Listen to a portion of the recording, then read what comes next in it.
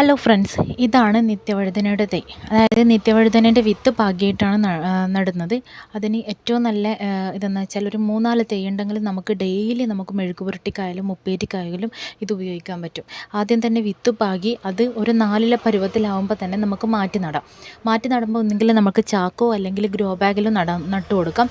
അതുപോലെ നമ്മൾ കോഴിവളം അല്ലെങ്കിൽ ചാണകം, കമ്പോസ്റ്റ്, അതുപോലെ മണ്ണും കൂടി മിക്സ് ചെയ്തിട്ടില്ലേ ഇതിലാണ് നമ്മൾ മാറ്റി നട്ടു കൊടുക്കേണ്ടത്. അതുപോലെ വള്ളി വീശാൻ തുടങ്ങുമ്പോഴേക്കും നന്നായിട്ടുള്ളൊരു പന്തൽ കൊടുക്കുക. പിന്നെ നിത്യവഴുതന എന്നുള്ള പേരുണ്ടെങ്കിലും അത് വഴുതനയായിട്ട് യാതൊരു ബന്ധവുമില്ല. നിത്യം നമുക്ക് കിട്ടുന്ന ഒരു പച്ചക്കറിയാണ്. അതുകൊണ്ട് തന്നെ നമ്മൾ വീട്ടിലെല്ലാവരും നിർബന്ധമായിട്ട് ഇതൊന്ന് കൃഷി ചെയ്ത് നോക്കുക. നല്ലൊരു ടേസ്റ്റ് വന്നു. കാരണം നിത്യവഴുതന എന്നുള്ള പേര് കേട്ടിട്ട് കുറേ ആൾക്കാർ അത് കൃഷി ചെയ്യാത്തവരുണ്ട്. ഇപ്പോഴുള്ള കുറച്ച് മുന്നേ ആയിട്ട് ഇപ്പോൾ അറിഞ്ഞ ആൾക്കാർ ചെയ്യുന്നുണ്ട്. കാരണം യൂട്യൂബിലായാലും സോഷ്യൽ മീഡിയയിൽ കൂടെ ആയാലും ഇതിനെക്കുറിച്ചിട്ട് കൂടുതൽ അറിഞ്ഞ് ചെയ്യുന്നുണ്ട്. അപ്പം എല്ലാവരും ഒന്ന് കൃഷി ചെയ്ത് നോക്കുക. നല്ല വൈറ്റമിൻസും മിനറൽസും അടങ്ങിയിട്ടുള്ളതാണ്. Okay, thank U.